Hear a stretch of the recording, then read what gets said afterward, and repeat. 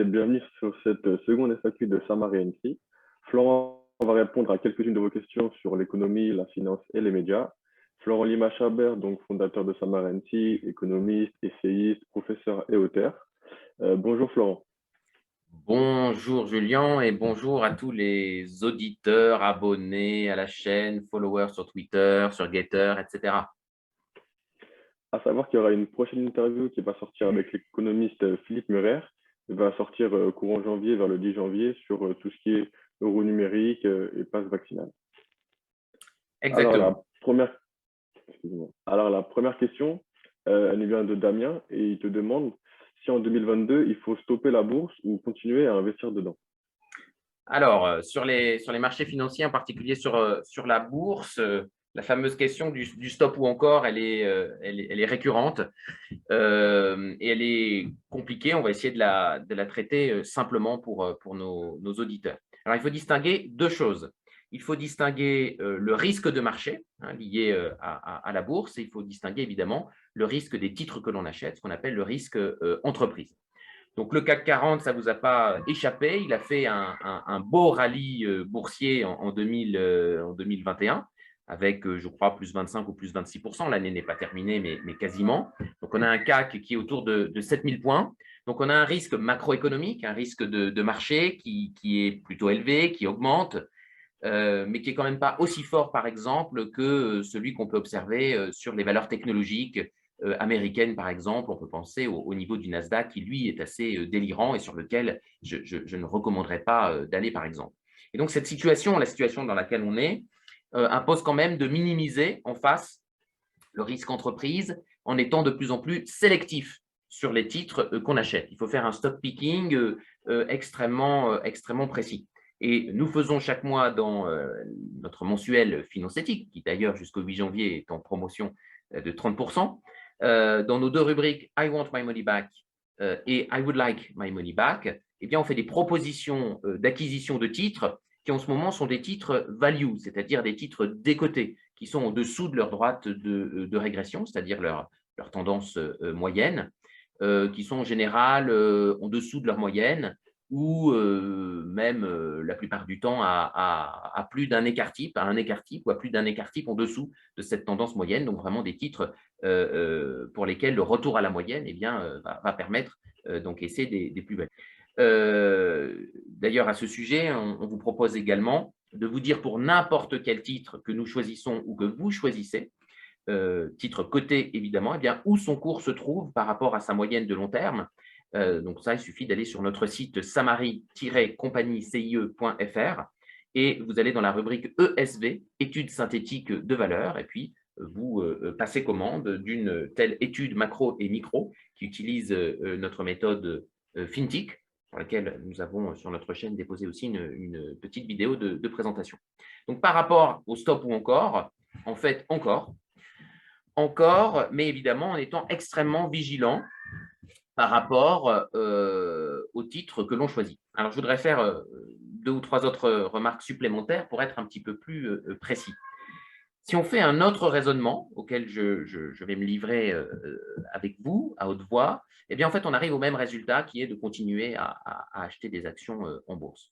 Je veux évidemment parler de l'inflation, qui est un autre grand sujet de cette fin d'année. Elle est en train de s'accélérer, de dévorer par définition les profits futurs, puisque l'inflation, c'est une hausse des prix. Cela veut dire qu'il faut toujours plus d'argent pour acquérir la même quantité de biens. Ça veut dire que la monnaie perd de sa valeur. Et donc, les profits futurs des entreprises, notamment de croissance, les titres growth, par exemple dans le luxe, eh bien, sont en train d'être dévorés par le futur. Et donc ça plaide évidemment de se détourner de ces valeurs de croissance, qui sont déjà d'ailleurs toutes bien au-dessus de leur droite de régression, pour aller vers les titres décotés, vers les titres value. On vous a parlé notamment, je crois que c'était dans la lettre de novembre, de Saint-Gobain,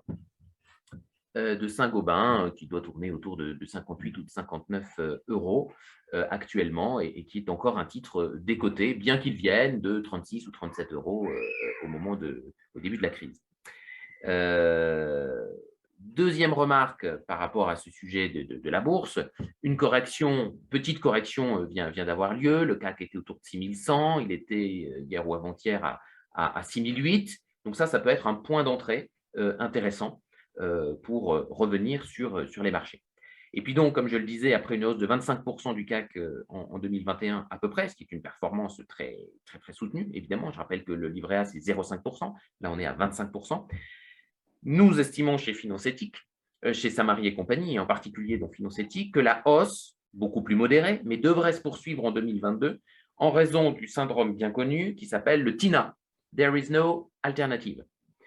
C'est-à-dire que dans le contexte actuel, même si les taux d'intérêt remontent, comme cela va faire baisser le rendement qui est inversement proportionnel des obligations, des titres de dette, eh bien, il n'y a, comme le dit ce petit acronyme TINA, il n'y a pas d'alternative pour avoir du rendement eh bien, que d'acquérir des titres. Donc, être beaucoup plus sélectif, choisir des titres décotés, des titres value, mais nous estimons que la bourse, notamment le CAC 40, il n'y a pas besoin d'aller chercher très très loin, eh bien, le CAC 40 devrait poursuivre plus modestement, mais devrait poursuivre son rallye, sa hausse en 2022. Donc plutôt encore avec évidemment beaucoup de prudence et de sélectivité. Voilà pour cette première question. Merci pour cette réponse. Maintenant, on va passer à la question de Mathilde, qui te demande si investir via une SCPI dans le bureau, c'est toujours un bon filon aujourd'hui. Alors là, il y a un petit peu deux questions. Il y a la SCPI, et puis la SCPI dans quoi notamment dans le bureau, nous demande Mathilde. Alors, c'est quoi une SCPI pour les auditeurs qui ne sauraient pas ou qui ne nous liraient pas encore? Une SCPI, c'est une société civile de placement immobilier qu'on appelle aussi parfois de la pierre papier. C'est-à-dire que vous vous portez acquéreur, cash ou à crédit. Les deux sont possibles. C'est un petit peu plus difficile à crédit parce que votre organisme bancaire va vouloir vous vendre ses propres SCPI lorsqu'il en a, et la plupart des banques en ont, alors que vous avez peut-être plutôt identifié une autre SCPI. Nous, chez Samari et compagnie, nous avons des parts de SCPI non bancaires et qu'on ne peut donc pas obtenir via une banque. Donc, se les procurer à crédit, c'est possible, ça a été possible, mais il y a à peu près un dossier sur 5 qui passe. Donc, cash ou à crédit, vous achetez des parts d'une société qui achète et gère pour vous, en les louant ensuite, en France ou à l'international, eh bien, des mètres carrés. Des mètres carrés de bureaux, des mètres carrés de commerce, des mètres carrés de logistique. En France ou à l'international, notamment à l'international, c'est intéressant parce qu'évidemment, il n'y a pas de double imposition. Donc, vous serez déjà imposé à la source à l'étranger et vous ne serez pas à nouveau imposé en France.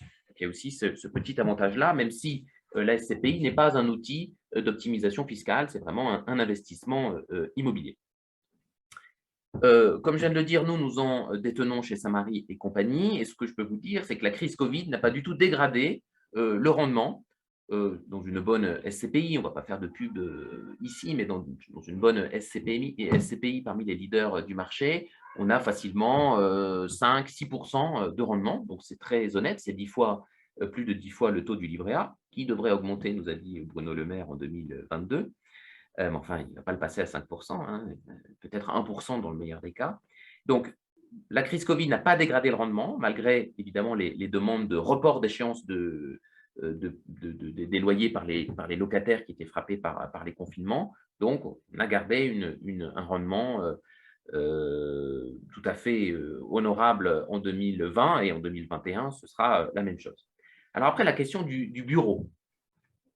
Là, il faut réfléchir un petit peu parce qu'évidemment, le télétravail a fait son entrée en 2020 et en 2021. Je disais tout à l'heure que probablement il va y avoir un retour 3 ou 4 jours par semaine du télétravail à la rentrée 2022 pour tenir compte du variant pourtant peu létal Omicron. Donc, le bureau a-t-il encore de l'avenir dans ce type d'investissement? Eh bien, après réflexion, oui. Oui, parce que non seulement le télétravail ne sera jamais 5 jours sur 5, donc il faudra toujours du bureau, et puis les cadres ou les employés qui peuvent télétravailler, dans des enquêtes d'opinion, on voit qu'ils veulent revenir régulièrement au travail pour ne pas complètement se désocialiser et s'isoler.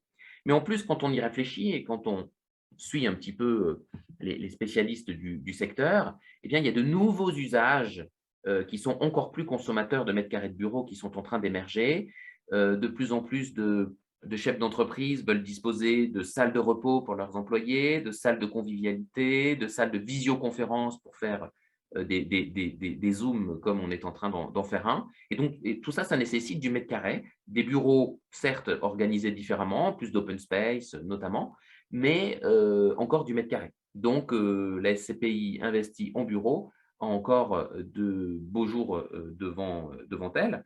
Et puis, dernière remarque peut-être pour nos auditeurs qui voudraient vraiment sauter le pas, il faut choisir une SCPI qui ne fait pas de report à nouveau. Beaucoup en font. Donc, abonnez-vous si vous voulez connaître nos recommandations à la matière. On connaît évidemment des SCPI qui ne font pas le report à nouveau. C'est un peu technique, mais le report à nouveau, en gros, ce sont des réserves quand il y a des excédents ou des plus-values, notamment lors de la vente d'immeubles. Eh bien, certaines SCPI décident de mettre en réserve. Mais lorsqu'elles font cela, eh bien, elles font quand même payer des taxes, des impôts, des prélèvements sociaux sur ce qui est mis en réserve, alors même que ça n'est pas distribué aux actionnaires. Donc, premier problème. Et ensuite, lorsque de nouveaux actionnaires rentrent dans la SCPI et que l'entreprise, que la société gestionnaire décide de distribuer son report à nouveau, eh bien, elle va distribuer à des actionnaires qui n'ont pas payé de taxes, d'impôts ou de prélèvements sociaux dessus et qui pourtant vont bénéficier de ce dividende amélioré. Donc, c'est assez injuste parce qu'il y a finalement un traitement de défaveur des actionnaires historiques par rapport aux nouveaux entrants. Donc, choisissez des SCPI qui ne font pas de report à nouveau. Voilà, c'est d'ailleurs le choix que nous avons fait chez Saint-Marie et compagnie en 2017. Voilà. Merci pour cette réponse. La troisième question, elle nous vient de Gabriel. Il te demande, est-ce qu'investir dans les actifs de santé, c'est un bon plan? J'ai pas entendu le prénom de l'auditeur. C'est Gabriel. Gabriel. Alors, Gabriel, investir dans les actifs de santé, c'est ça? C'est ça. Alors, actif de santé, je ne sais pas trop ce que Gabriel entend par actif de santé, mais à la limite, c'est pas grave parce que malgré le contexte sanitaire, comme on est a priori plutôt en fin d'épisode sanitaire, mais en fait, c'est trop tard. C'est trop tard, donc la réponse est plutôt claire là-dessus, c'est plutôt non, enfin c'est non. C'est carrément non, parce que le cours des actifs de santé, que ça soit par exemple l'acquisition d'une chambre, donc du locatif dans un EHPAD, maison de retraite, ou que ça soit des mètres carrés de clinique, à travers une SCPI d'ailleurs, par exemple, puisqu'il y a des SCPI spécialisées dans la santé, ou non spécialisées dans la santé, mais ayant quand même des mètres carrés dans des cliniques, dans des labos ou dans des EHPAD, ou carrément des actions de laboratoires pharmaceutiques. En fait, le train est déjà passé, tout est monté en flèche, c'est vrai, mais aujourd'hui, il y a beaucoup plus d'acheteurs que de vendeurs. Donc, évidemment, je ne fais pas un dessin. Tout est surcoté.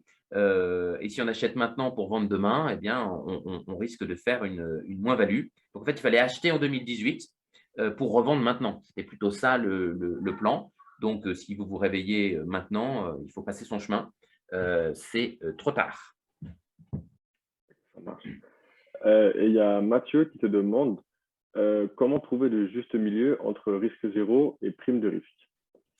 Alors, ça c'est intéressant et c'est un petit peu ce que je disais tout à l'heure sur la bourse et ce qui fait que oui, il y a du risque en bourse, oui, il y a de la volatilité, mais si on veut du rendement, there is no alternative. En fait, sur cette question du risque zéro et de la prime de risque, je vais d'abord répondre en renvoyant Mathieu à notre numéro de décembre où on a fait un dossier complet sur le ratio de Sharpe. Je vais réexpliquer ce que c'est, qui rapporte, en fait, c'est un ratio qui rapporte la prime de risque en haut, au numérateur d'un actif ou d'un portefeuille, à la volatilité qu'on mesure avec l'écart type. Quand je dis je le renvoie à ça, je profite de cette question pour dire que toute personne qui s'abonne à Finance Éthique a accès évidemment pendant actuellement 18 mois à 1 euro les 6 premiers mois. Eh bien, a accès évidemment aux 18 numéros auxquels il s'est abonné, mais aussi à toutes les archives depuis janvier 2021. Donc, il a 12 numéros d'archives plus 18 numéros. 18 numéros. Donc, en fait, il a accès à 30 numéros, 12 parus, 18 à paraître. pour 1 euro par mois pendant 6 mois. Et puis après, en gros, ça revient à un peu moins de 7 euros par mois. Voilà, donc c'est moins cher que Netflix ou je ne sais pas trop quoi. Parenthèse fermée. Donc, le ratio de Sharpe, c'est la prime de risque au numérateur et la volatilité au dénominateur en bas. C'est quoi la prime de risque? Puisque cette expression apparaît dans la question de Mathieu, c'est l'écart entre le rendement d'un actif qu'on considère et le rendement du placement sans risque. Placement sans risque, ça peut être, ça peut être notamment, ça s'appelle comme ça, même si c'est risqué, de plus en plus risqué de nos jours, c'est le bon du Trésor français, la dette d'État, etc. Bon. Qui est d'ailleurs aujourd'hui autour de 0%. Donc, du coup, la prime de risque, eh c'est tout simplement le rendement de votre actif moins 0%. Donc, en fait, c'est le rendement de votre actif. Et donc, dans cet article auquel je renvoie Mathieu, et sans tout dévoiler, on constate que contrairement aux idées reçues, eh bien, si on rapporte le rendement du coup obtenu sur un actif par unité de risque pris, donc quand on le ramène au risque que l'on prend, qu'on mesure par la volatilité, eh bien, le meilleur actif, c'est le Bitcoin et les cryptoactifs en général, suivi de mémoire de l'immobilier, pas n'importe où, et des actions, mais pas n'importe où non plus, j'en ai dit un mot tout à l'heure. Donc, entre risque zéro et prime de risque, si vous voulez, ce qu'il faut bien comprendre, c'est qu'on n'a pas de rendement sans risque. Et que dans un univers inflationniste, il faut s'intéresser plus que d'habitude au rendement réel, c'est-à-dire au rendement déflaté, c'est-à-dire auquel on a enlevé le niveau de l'inflation. Donc, vraisemblablement, on aura plus de 3% d'inflation en 2021 en UE, 7% d'inflation, semble-t-il, aux États-Unis en 2021. Donc, vous vous rendez bien compte que si on n'a pas au moins 6 ou 7% d'inflation, 6 ou 7% de rendement sur un actif aux États-Unis et 3 ou 4% de rendement en Europe, en fait, on fait une performance réelle de zéro. 6 ou 7%, du coup, où est-ce qu'on les retrouve? On les retrouve en bourse. Hein, c'est la tendance, c'est le rendement de long terme annuel de la bourse. Hein, on estime que c'est 6 ou 7%, 10 avec les dividendes. Donc, c'est pour ça qu'on dit oui, il faut continuer à être en bourse. Vous comprenez, donc on retrouve ça aussi dans l'immobilier. Hein, c'est plutôt 3, 4, 5%. Donc, ça reste par rapport à l'inflation, ça tient la route. Les bonnes SCPI que j'évoquais tout à l'heure, c'est du 5-6%, donc ça tient la route aussi. Et dans ce contexte, ce que Mathieu appelle probablement le risque zéro, c'est soi-disant le compte courant. Et pourtant, il y a un risque de faillite bancaire qui est loin d'être nul. C'est le livret A, 0,5%. C'est le fonds euro, avec, on le sait, des rendements nominaux qui sont autour de 1%. Et donc, quand vous enlevez 3% d'inflation à 0, à 0,5 ou à 1%, en fait, vous vous retrouvez avec des rendements réels de moins 3%, de moins 2,5%, de moins 2%. Donc, en fait, c'est une perte assurée, alors qu'on vous dit que c'est un risque zéro et une volatilité nulle. C'est vrai que la volatilité est nulle sur le placement sans risque, c'est même sa définition. Mais est-ce qu'il n'y a pas de risque quand on achète de la dette française?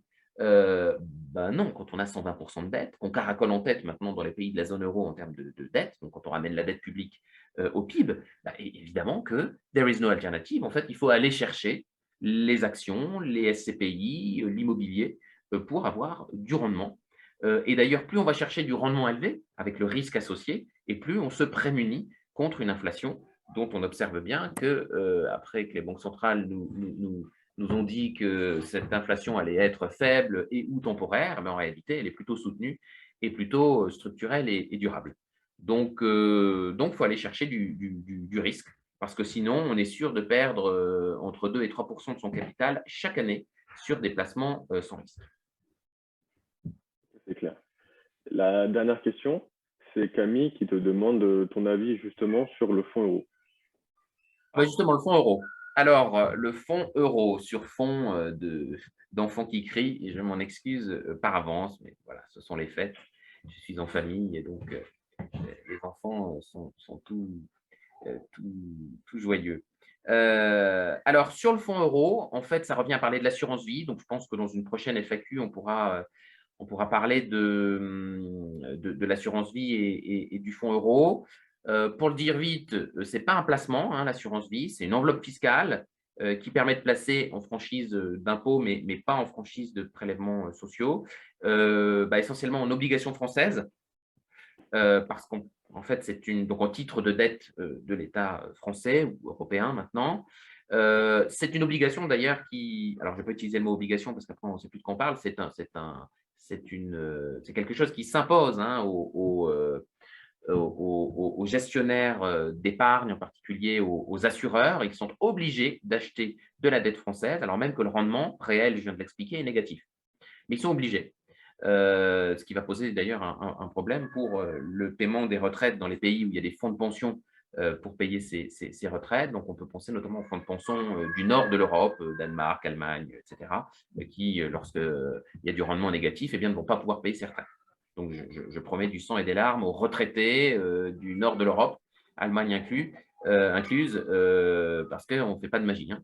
Donc, on peut placer cette assurance vie en obligation française et ou en ce qu'on appelle des unités de compte, qui sont en fait des actions en gestion active. C'est vous qui choisissez les actions ou en gestion passive. Et donc, le fonds euro, ça correspond uniquement à la partie obligation, titre de dette, donc à des titres de dette d'un État, la France en général, éventuellement un autre État européen, aux finances publiques, si on parle de la France, qui ressortent complètement essorées du quinquennat de M. Macron qui était calamiteux et sur lequel j'ai eu l'occasion de m'exprimer chez Mike Borowski, donc dans Gérard Info. Vous pouvez retrouver sur la chaîne YouTube de Mike Borowski. Je parle longuement, nous parlons longuement et je réponds à ces questions sur l'état économique dans lequel le quinquennat Macron laisse la France.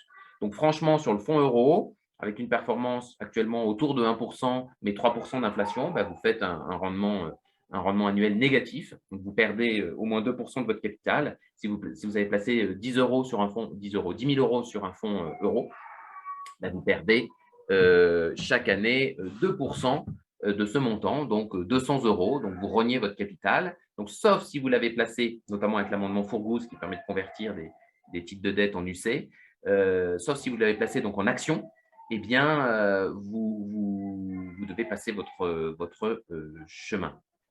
Voilà. Merci pour cette réponse. Du coup, c'est la fin de cette FAQ. Nous vous remercions d'avoir suivi. N'hésitez pas à mettre des commentaires si vous avez des questions sur un sujet en particulier. On se retrouve bientôt pour la prochaine interview qui sera avec Philippe Murer, donc le 10 janvier. Voilà, et je vous salue tous. Hein. Faites ce qu'il faut sur notre chaîne YouTube. Abonnez-vous, demandez à recevoir les notifications, mettez les pouces en l'air qui permettent aux algorithmes de YouTube de comprendre que nos contenus vous intéressent de plus en plus. Soutenez-nous, suivez-nous plutôt essentiellement sur le compte Twitter, donc FLY Machabert, Fli Machabert. Même pseudo sur Getter. Voilà, hein, il faut multiplier les réseaux sociaux. Et puis, effectivement, rendez-vous le 10 janvier pour la mise en ligne de l'interview avec Philippe Murer. On devrait recevoir aussi, j'ai eu son accord de principe, Philippe Erlin, un autre économiste, qui viendra nous parler notamment du Bitcoin, très engagé aussi comme Philippe Murer contre les restrictions sanitaires qui s'intensifient indûment, pensons-nous, avec eux chez Samari et compagnie. Et puis, nous vous souhaitons d'excellentes fêtes de fin d'année. Profitez jusqu'au 8 janvier.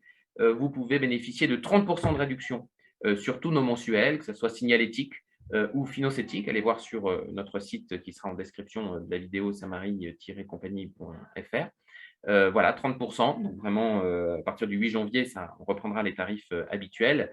Et on offre un coupon parrainage de 20 euros sur le site internet pour toute personne qui arrive avec un autre abonné dans son cartable et dans son sac qui nous ramène un abonnement. Donc 20 euros pour le parrain. Voilà. Saint Noël à vous tous. Gardez courage dans cette période compliquée. On essaiera de continuer à décrypter toute l'actu politique, économique, financière qui va être hyper chargée en 2022. Et n'hésitez pas à investir en vous formant, en vous réinformant et en vous informant tout simplement sur les médias dignes de ce nom. À très bientôt. Merci à vous.